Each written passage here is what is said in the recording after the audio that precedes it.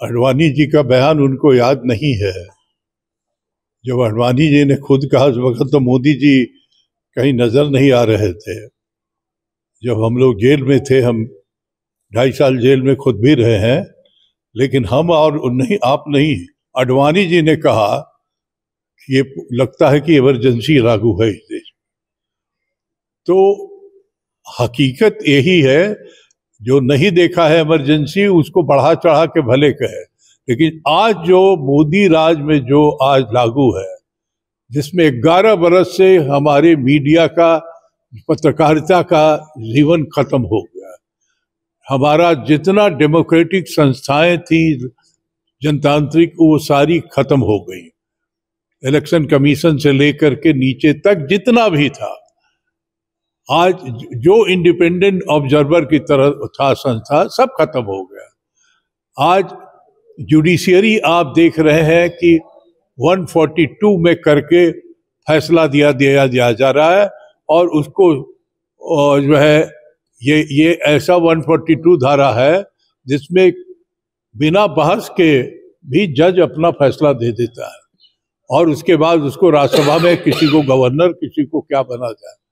तो डेमोक्रेसी के जो 3-4 पहलू हैं, ये सभी खत्म कर दिया नरेंद्र मोदी ने, और ये इमरजेंसी का मना रहे हैं, क्योंकि इनके पास झूठ के सिवा कुछ नहीं है। इमरजेंसी लगी थी तो इस देश में वो नेता थी जिसको ये ताकत था कि कहा कि हमसे गलती हुई। ये कहा इंदिरा गांधी ने। ऐसा इनको सीट, झूठ बोलने वाला आदमी कभी उस पर माफी नहीं मांगता है। जो सच बोलता है उससे अगर कोई गलती हुई तो माफी मांगता है। अरे अभी टाइम है। जेएमएम को जितना लालू यादव और हेमंत सोरेन चचा भतीजा है, उसको हम नहीं जानते हैं। टाइम है, जब होगा तो दोनों कहीं न कहीं अपने साथ मिलकर ही चलेंगे, कोई अलग थोड़ी चलेगा। ये हो जाएगा, मैं जानता हूँ। पिछली बार भी 1 आध सीट दिया गया था, तो एक गठबंधन में हम एक साथ हैं तो उसका सम्मान भी होता है और भागीदारी भी होती है। इसी बहाने भागीदारी भी हो जाएगी कि जो है वो हेमंत सोरेन पूरी तरह से हर जगह कैंपेन करेंगे। भाई राज्यपाल संवैधानिक ढांचे के प्रतीक हैं, लेकिन राज्यपाल आजकल दुर्भाग्य है कि पार्टी के भी प्रतिनिधि नहीं हो करके एकदम जो है वो आरएसएस के प्रतिनिधित्व हो जाते हैं। जो जिनके लिए संविधान, इस देश का संविधान का कोई महत्व नहीं है, इस देश के झंडा का कोई महत्व नहीं है। ये राष्ट्रवाद और क्या बात जो मोदी जी कह रहे हैं, आज दुनिया में इतना खोखला आदमी कोई नहीं साबित हुआ होगा जितना सरेंडर मोदी है। ये तो आप समझ सकते हैं कि ये सिर्फ नरेंद्र मोदी का सरेंडर चेहरा नहीं नजर आ रहा है, तो 140 करोड़ देश की जनता का जो है पूरा, उसकी जो वक़्त थी, उसकी जो पहचान थी, उसको बेच दिया इन्होंने और उस पर दाग लगा दिया। कितना आज आप इनके चलते, सिर्फ इनके डिप्लोमेटिक फेल्योर के चलते पाकिस्तान जो है सबसे उसका चहेता हो गया। वाह रे वाह, जो पाकिस्तान। और ये कौन आदमी है जो ट्रम्प को लेकर के गुजरातियों के बीच में जो है झूला झूला रहे थे, चाइनीज प्रेसिडेंट को लेके गुजरात में झूला झूला रहे थे। हम वही मैदान में हम लोग का सम्मेलन हुआ था जहाँ झूला झूला रहे थे, हम लोग जानते हैं। तो ऐसा व्यक्ति, खोखला व्यक्ति, इसने पकड़ दिया लोगों ने, इसमें कोई दम नहीं है। राहुल जी जो चीज बोलते रहे हैं, वो जब तक ऑथेंटिक उनके पास चीजें नहीं आती हैं, उसका फीडबैक नहीं बोलते हैं।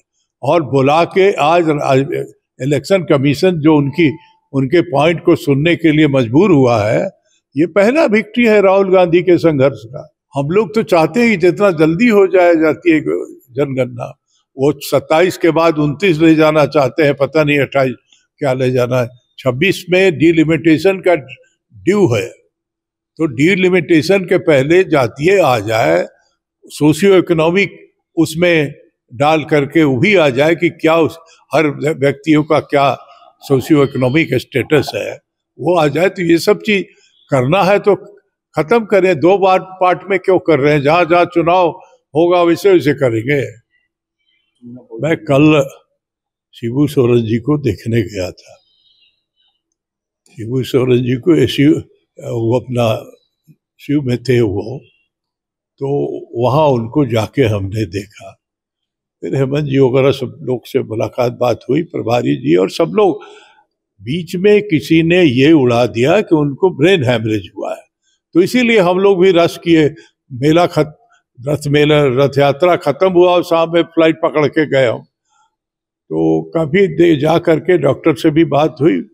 दिल्ली में तो कितनों रिटायर हैं वहाँ के हवलदार। हम तो पहले तो दिल्ली हमारे अंडर में था जब होम मिनिस्टर थे, तो हमको सब डॉक्टरों ने बताया कि नीरों का बेसिक प्रॉब्लम है, उनको उनका डायलिसिस वगैरह भी होता है। तो कोई हैंडल नहीं कर रहा, अपना निकाल के फेंक दिया उन्होंने सब, अपना जितना पाइप था। तो इससे उनका बहुत उसमें सोडियम डाउन होता है, तो नीरों में जो है यादाश्त और ये सब बहुत उस पर असर होता है।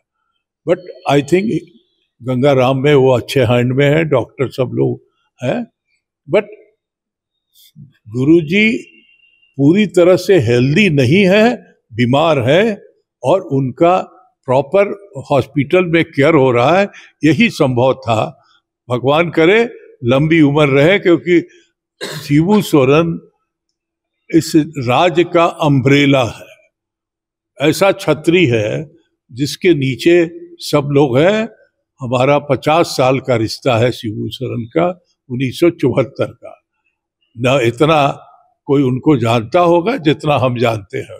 तो इसीलिए मेरा मानना है कि शिबू सोरेन ईमानदार पॉलिटिकल लीडर नहीं था, वो एक ईमानदार झारखंड की लड़ाई के लिए समर्पण व्यक्ति था, जिसके बारे में कहा जाता था कि पहाड़ से निकलता हो, इन्हें जंगल से आता हो, एक से एक उसके बारे में कहानियां थी। तो ऐसा व्यक्ति जो है, उसकी तपस्या, उसका वो त्याग, उसका वो सफरिंग आज है कि सब लोग सम्मान के साथ उनके हालचाल पूछने वहाँ जा रहे हैं। राष्ट्रपति भी गई, तो इससे बड़ा कंसर्न का, और सब लोगों का कंसर्न है। रथ यात्रा में रांची में पूरा लाखों लोगों ने हाथ उठा करके और जो है वहाँ ऐलान हुआ तो कि उनकी स्वस्थ होने जीवन के लिए कामना किया जाए।